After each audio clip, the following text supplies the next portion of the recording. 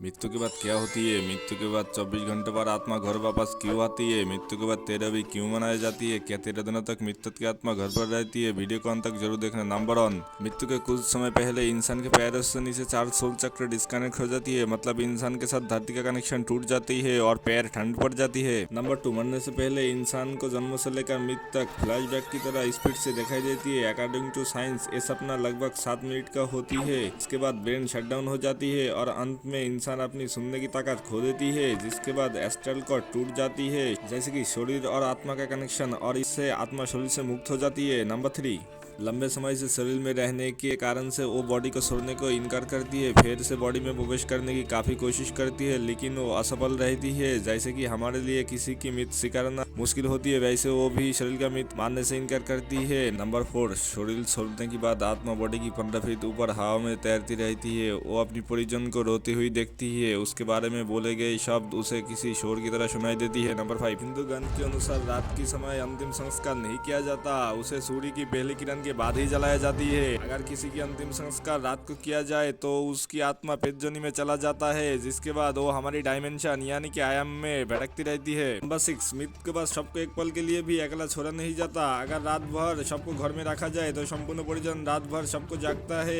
एक बार एक गाँव में सबको रात भर के लिए अकेला छोड़ा गया, उसके बाद बाहरी पेतों ने सब पर अपना कब्जा कर लिया। उसके बाद मृत बॉडी ने पूरा गाँव जला दिया। गाँव में हनुमान जी की एक मंदिर थी, भूतों पेतों से भरी हुई बॉडी जैसे ही हनुमान जी के मंदिर के सामने से गुजरी, उन आत्माओं ने हनुमान जी की मूर्ति को देखा और डर के मृत बॉडी को छोड़ दिया। उसके बाद आज तक कहीं भी मृत बॉडी को अकेले छोड़ने की गलती नहीं करते। नंबर 7, अंतिम समय में 2 यमदूत आता है, वो मृत व्यक्ति के साथ ऐसा व्यवहार करते हैं जो उसने संपूर्ण जीवन लोगों के साथ व्यवहार करते हैं। अगर मरने वाला अच्छा आदमी तो इजीली प्राण त्याग देती है, अगर वो बुरा आदमी था तो तरफ तरफ के प्राण छोड़ती है। नंबर 8, जिसके बाद आत्मा को एक प्रकाशमयी गुहा से होकर यमदूत यमलोक लेकर जाती है। रास्ते में बैतरणी नदी पार होकर आत्मा को जाना होती है। ये नदी आग से लगभग होती है, जिसने आज से कर्म किया है वो इस नदी को इजीली पार कर लेती है, लेकिन अगर कोई बुरा आदमी हुआ तो उसे काफी पीड़ा भोगनी पड़ती है। नंबर 9, उसके बाद आत्मा को जमराज जी के सामने खड़ा किया जाता है, फिर चित्रगुप्त जी उस व्यक्ति का पाप पुण्य का लेखा जोखा जमराज जी के सामने रख देते हैं। उसके कर्मों के आधार पर उसे स्वर्ग या नरक भेजा जाता है। गरुड़ पुराण के अनुसार कुल 36 प्रकार की नरक है। यह बताया गया यातना किसी की कल्पना से भी भयानक है। नंबर 10, अगर कोई व्यक्ति सुसाइड या फिर आत्महत्या करती है तो उसे और भी कठिनाई सहनी पड़ती है, क्योंकि उसने निर्धारित समय से पहले हार मान लिया। ये शरीर हमारा नहीं है, किराए की मकान है जिसे कुछ समय के लिए यूज करने को मिला है। ये मिट्टी का बना है और अंत में मिट्टी में ही मिल जाएगा। नंबर 11,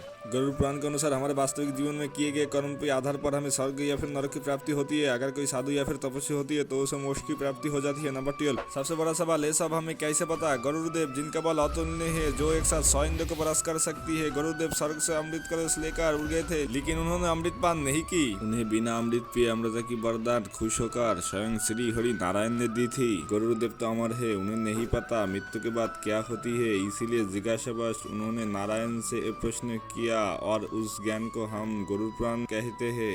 भगवद गीता में श्री कृष्ण ने कहा था, आत्मा ना ही मरते हैं ना ही जन्म लेती है, वो तो सिर्फ वस्त्र की तरह एक शरीर को छोड़कर दूसरे शरीर में प्रवेश करती है। मृत्यु तो केवल शरीर का होता है, आत्मा का नहीं। जीवन मृत्यु का चक्र यूं ही चलता रहता है, इसलिए don't die before you date, मरने से पहले कभी मत मरना। अंतिम समय में राम नाम सत्य इसलिए कहा जाता है क्योंकि वही जीवन का सार है। श्री राम ही सर्वश्रेष्ठ है, वही सत्य है। अगर वीडियो पसंद आए तो लाइक, कमेंट और चैनल को सब्सक्राइब जरूर करना। The soul has to go back home, back to Godhead, and the way that's going to happens if the soul agrees to engage all of his psychophysical energies and his whole heart in the performance. Sneha समयुक्त हरिनाम संकीर्तन।